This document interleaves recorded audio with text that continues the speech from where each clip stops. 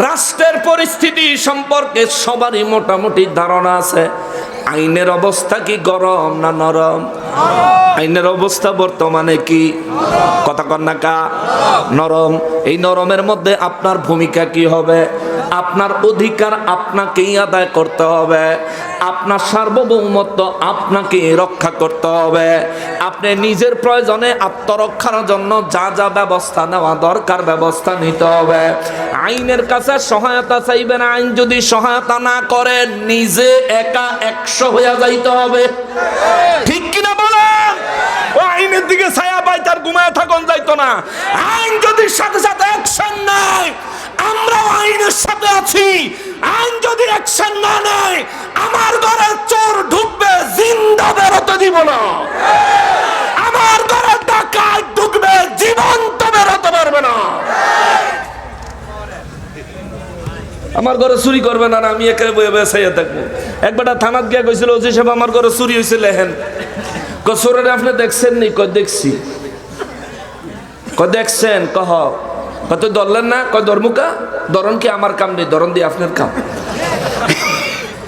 তাইলে আপনি কিচ্ছেন? কয় আমি ধৈর্য ধরছি। কিচ্ছে? ধৈর্য ধরছি। আমরা সুন্নির অবস্থা হয়েছে অন্তম, আমরা খালি ধৈর্য ধরি। ওহাবিরা আমগরে বড় বড় আসলা বাস দিয়া যায়, আর আমরা খুব ধৈর্য ধরি। আমরা খুব ধৈর্য। এই বেটা, নরম হওয়া আবু বকরের স্বভাব, গরম হওয়া ওমর রাদিয়াল্লাহু স্বভাব। খালি আবু বকর না, আবু বকর, ওমর, ওসমান, আলীকে অন্তরে ধারণ করো, কারবালার শহীদদেরকে অন্তরে ধারণ করো। হয়তো আমার অধিকার আমি পাবো, নয়তো শহীদ হয়ে যাব। এমনি বাস্তব মিয়া, ছাগলের মতন বাচ্চা লাভ নাই, যে কোনো সময় জবাই করে দিব। সিংহের মতো বাঁচো। ওদূরের সিংহটা অত বড় হাতিটারও গিয়ে হামলা করে, আর এদূরের সিংহটাকে দেখে অত বড় হাতিটাও দূরের উপরে থাকে। বুঝছেন না? এই জন্য বলি, ওই বেটা থানাত গিয়ে অফিসাররা কয় বেলে আমি দেখলাম হাতে ঘরে ঢুকলো কেমনে শীত কেটে। তারপরে কয় হাতের ফিন্দরের তো লঙ্গিটা খুললা মাটিতে বিছাইলো। কয়ার পরে কয় আমার বালিশের নিচেতে চাবিটা নিল। কয়ার পরে সব কিছু লইয়া লঙ্গির ভিতরে গুছাইলো। কয়ার পরে গুছাইয়া ফুটলা বান্ধা কান্দ করে লইয়া বাইরে চলে গেল। ততক্ষণ আপনি কি করলেন? কয় ধৈর্য ধরে চাইয়া চাইয়া দেখলাম। অফিসারে কয় আমিও ধৈর্য ধরে দেখতেছি, আপনার বাইরে গিয়ে ঘুমাই থাকেন। পুলিশ আপনাকে প্রোটেকশন দিবে কখন? আপনি নিজেরটা তো নিজে অন্তত পক্ষে সেভ করতে হবে, সেভ করার চেষ্টা করতে হবে। এরপর আসে না আইন।